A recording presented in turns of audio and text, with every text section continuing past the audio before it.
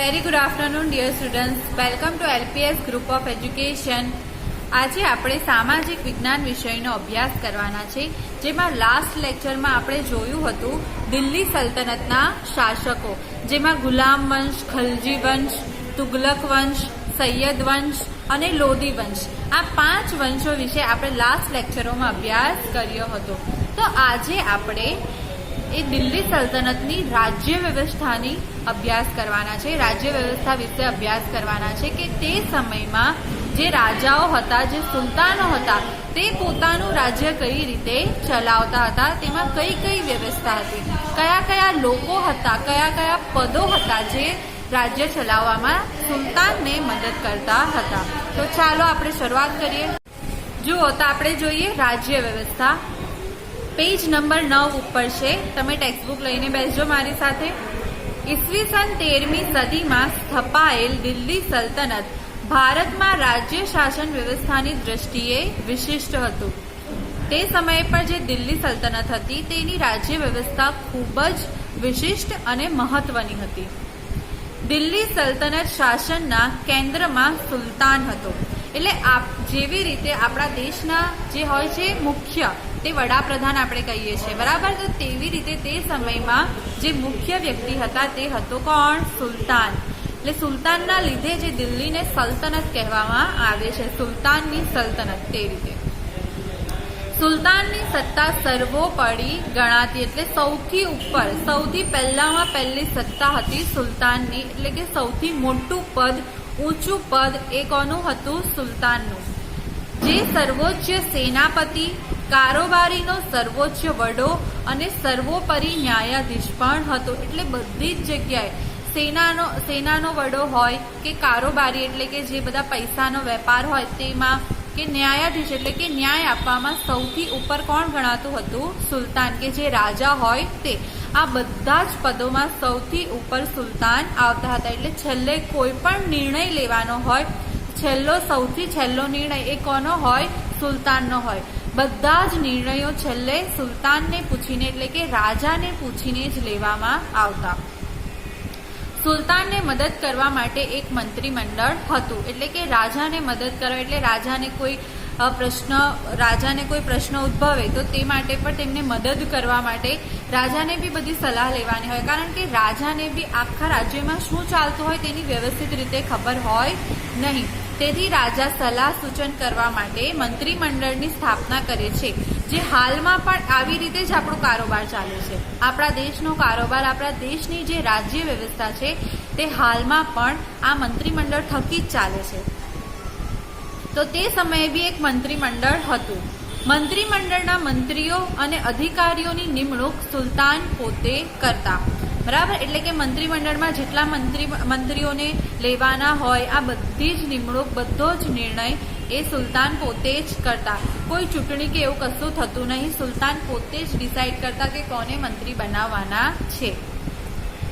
સલ્તનત શાસન વ્યવસ્થા કેન્દ્રીય, પ્રાંતિક અને સ્થાનિક એમ 3 વિભાગોમાં વહેંચાયેલી હતી. હાલની જેમ જ છે.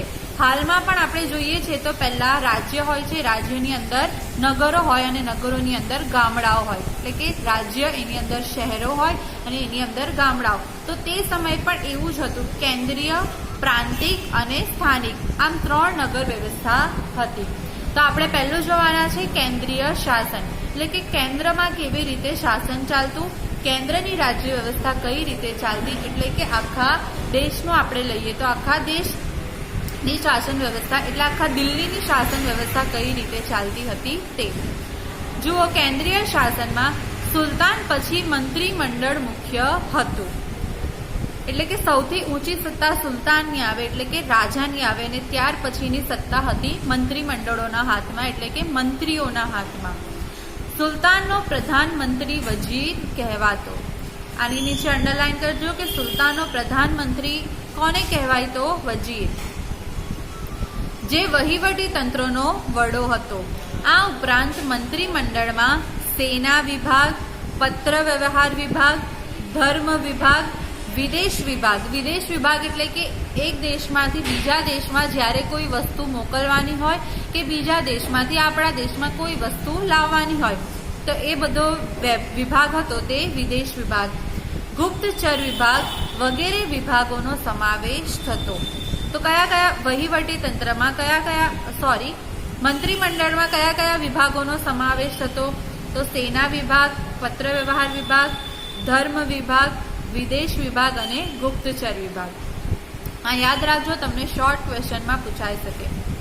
આમ થોડા ઘણા અંશે આધુનિક મંત્રીમંડળ જેવી વ્યવસ્થા તે સમયે જોવા મળે છે.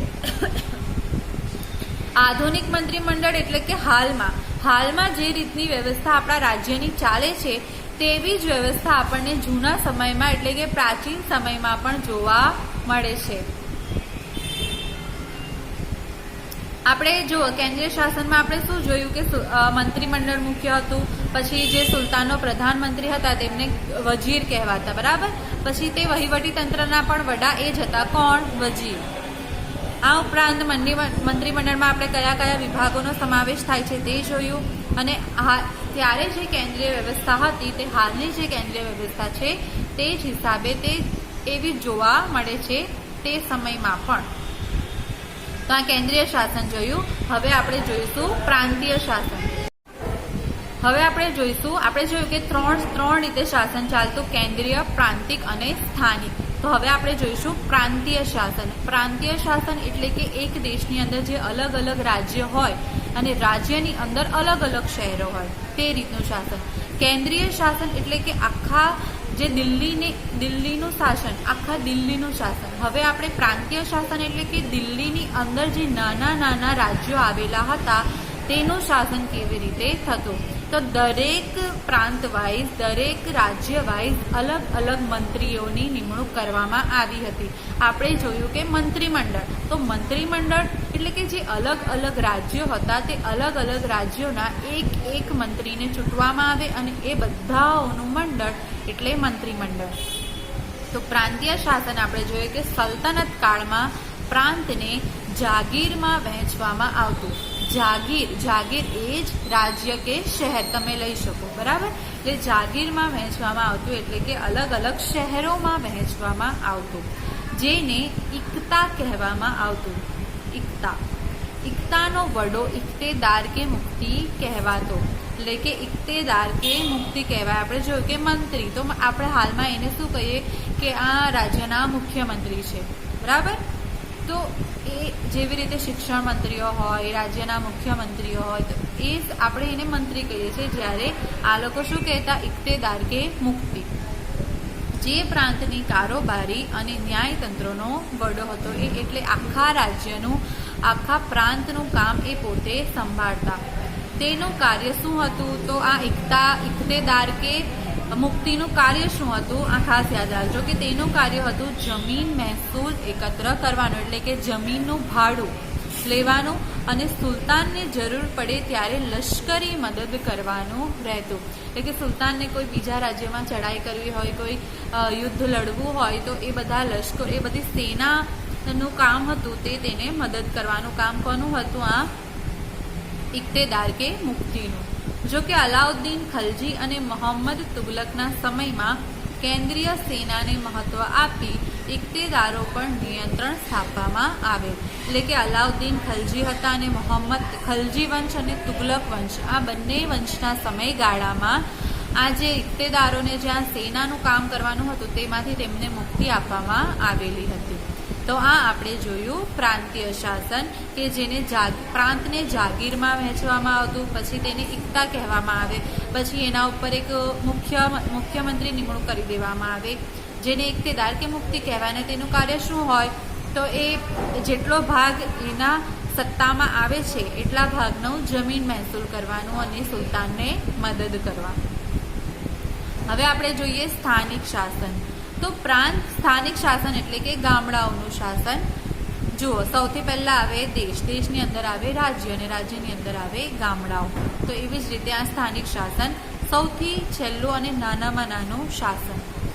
પ્રાંત પછીના એકમને જિલ્લા અને તાલુકામાં વહેંચવામાં આવતા, બરાબર. તાલુકો એટલે ગામડું જ કહેવાય, એટલે કે જિલ્લા અને તાલુકામાં વહેંચવામાં આવતા, જેને શીખ કે પરગણા કહેવામાં આવતું, શીખ કે પરગણા કહેવામાં આવતા એ સમયે ગામડાઓને.